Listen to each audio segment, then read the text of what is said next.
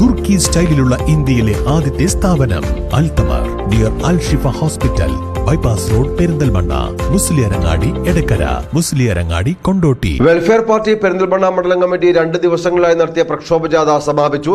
മേലാറ്റൂരിൽ നടന്ന സമാപന സമ്മേളനം ജില്ലാ general secretary KV Safeer Shah ഉദ്ഘാടനം ചെയ്തു.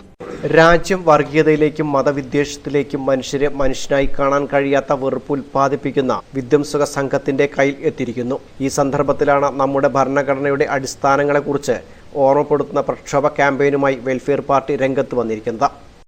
തുല്യരായി മനുഷ്യരായി ഒരേ തലത്തിൽ പരിഗണിക്കാൻ കഴിയുന്നു എന്നുള്ളതായിരുന്നു നമ്മുടെ ഭരണഘടന നൽകിയ വലിയ ഒരു കരുത്ത് എന്ന് പറയുന്നത്. അത് നമ്മൾ ചരിത്രത്തിലേക്ക് നോക്കുമ്പോഴാണ് ആ വാചകത്തിന് വലിയ ആഴമുണ്ട് എന്ന് നമുക്കറിയാൻ കഴിയുക. ഇവിടെ എല്ലാവരെയും മനുഷ്യരായി പരിഗണിച്ചിരുന്നില്ല. ആരാണ് മനുഷ്യരെന്ന് ചോദിച്ചാൽ, ബ്രിട്ടീഷുകാരോട് ആരാണ് മനുഷ്യരെന്ന് ചോദിച്ചിരുന്നപ്പോ ബ്രിട്ടീഷുകാർക്കൊരു ഉത്തരമുണ്ടായിരുന്നു: വെള്ളക്കാരനായ പുരുഷൻ, ഉന്നത കുലജാതനായ വെള്ളക്കാരനായ പുരുഷൻ മാത്രമായിരുന്നു വോട്ടവകാശം ഉണ്ടായിരുന്നത്. അവർക്ക് മാത്രമായിരുന്നു പ്രധാനപ്പെട്ട സദസ്സുകൾക്ക് അധികാരമുണ്ടായിരുന്നത്. അപ്പോൾ അങ്ങനെ വരുമ്പോൾ ഉന്നത കുലജാതൻ എന്ന് പറയുമ്പോൾ അതിന്റെ താഴെ തട്ടിലെന്ന് അവർ വിശ്വസിച്ചിരുന്ന, അവർ വ്യാഖ്യാനിച്ചിരുന്ന പല ആളുകളും പുറത്തുപോയി. വെള്ളക്കാരൻ എന്ന് പറയുമ്പോൾ വെള്ളക്കാരനല്ലാത്ത മറ്റെല്ലാ ആളുകളും അതിൽ നിന്ന് പുറത്തുപോയി. പുരുഷൻ എന്ന് പറയുമ്പോൾ പുരുഷനല്ലാത്ത സ്ത്രീ എന്ന് മറ്റു ലിംഗവിഭാഗങ്ങളൊക്കെയും അതിൽ നിന്ന് പുറത്തുപോയി.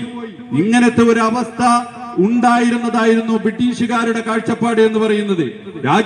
നമ്മുടെ രാജ്യത്തിലേക്ക് വരുമ്പോഴും സവർണനായ ഉന്നത കുലജാതനായ ഈ പുരുഷനായിരുന്നു ഇവിടെയും കാര്യങ്ങൾ നയിച്ചിരുന്നത്.